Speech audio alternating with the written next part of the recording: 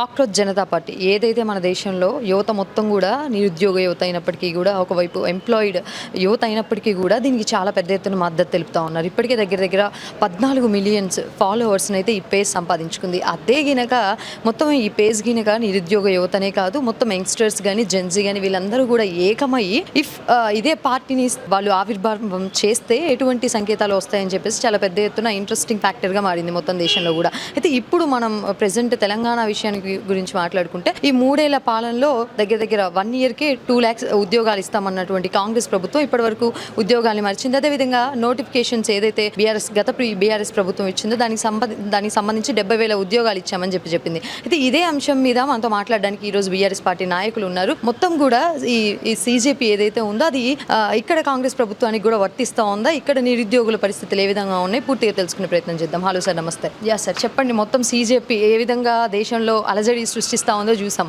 అటువైపు మోదీ మీడియాని, లేదంటే మొత్తం ఉన్నటువంటి ఫేక్ జర్నలిస్టులను కానీ, లేదంటే సమాజంలో జరుగుతున్నటువంటి అన్ని అంశాలను గురించి మొత్తం 4 రోజుల్లోనే 14 మిలియన్ ఫాలోవర్స్ని సంపాదించుకుంది. మళ్ళీ దాని గురించి చూస్తే ట్విట్టర్లో దాని మీద నిషేధం చేశారనమాట. సో దీని గురించి మనం మాట్లాడుకుంటే తెలంగాణలో పరిస్థితి ఏ విధంగా ఉండబోతా ఉంది, ఎట్లా చెప్తారు? తెలంగాణలో వీళ్ళు కాంగ్రెస్ ప్రభుత్వం వచ్చిన తర్వాత మొదటి సంవత్సరం 2 లక్షల ఉద్యోగాలు ఇస్తా అన్నారు. ఇచ్చిన తర్వాత గతంలో ఇచ్చిన బీఆర్ఎస్ పార్టీ ఇచ్చిన నోటిఫికేషన్లకే పత్రాలు ఇచ్చి మేము ఉద్యోగాలు ఇచ్చినామని చెప్పుకున్నారు తప్ప వీళ్ళు కొత్త నోటిఫికేషన్ ఇచ్చిన పరిస్థితి లేదు. గతంలో రాహుల్ గాంధీ క్రాస్ రోడ్ వచ్చి నిరుద్యోగులకు మొదటి సంవత్సరమే 2 లక్షల ఉద్యోగాలు ఇస్తామని రాహుల్ గాంధీ రాజ్యాంగం పట్టుకొని దేశం మొత్తం తిరుగుతుండే కానీ తెలంగాణలో ఉన్న నిరుద్యోగులకు ఇచ్చిన మాట మాత్రం నెరవేర్చలేని పరిస్థితి. ఈ నిరుద్యోగము అనేది ఎట్లా పెరిగిందంటే, గతంలో సెంట్రల్ గవర్నమెంట్ మోడీ 2014 అధికారం చేపట్టిన తర్వాత సంవత్సరానికి 2 కోట్ల ఉద్యోగాలు ఇస్తానని చెప్పిండు. ఆ ఎన్నికల హామీలో చెప్పి నిరుద్యోగులను మోసం చేసి ఈ నిరుద్యోగ గరిష్ట స్థాయికి పెరిగిపోయింది. అదే నిరుద్యోగులను పట్టుకొని ఈరోజు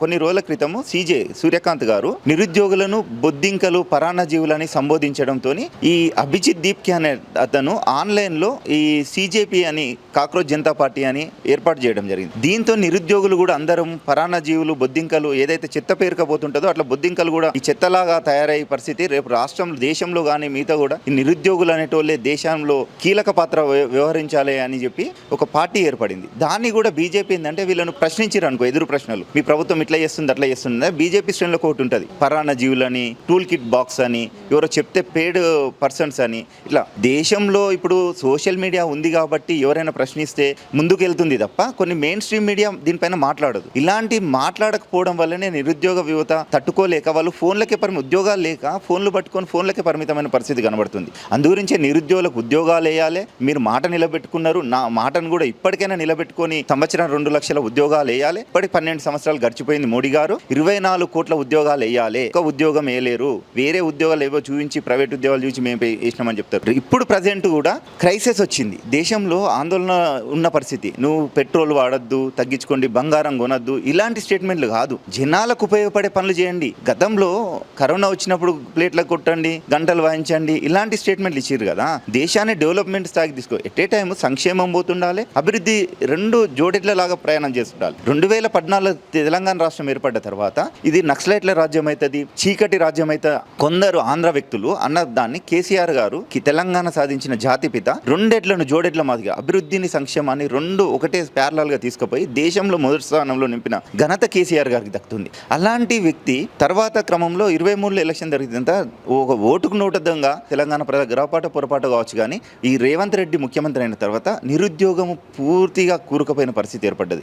క్రాస్ రోడ్డుకు పోతే ఇదే రేవంత్ రెడ్డిని చెప్పులతో కొట్టే పరిస్థితి ఏర్పడుతుంది. కానీ ఉద్యోగాలు వేయాలి, నిరుద్యోగ యువతను కాపాడుకోవాలి. రాబోయే రోజుల్లో ఈ నిరుద్యోగం కానీ జెన్జీ కానీ కేటీఆర్ ఎంబెడ్ నడవడానికి సిద్ధంగా ఉన్నారు. రాబోయే రోజుల్లో తెలంగాణ ఈ 2 ఆల్రెడీ 2.5 సంవత్సరాలు గడిచిపోయింది. ఇంకొక సంవత్సరం అయితే ఎలక్షన్ మూమెంట్ వస్తుంది. రాబోయే రోజుల్లో మళ్ళోసారి కేసీఆర్ గారిని ముఖ్యమంత్రిని చేసుకుంటాం.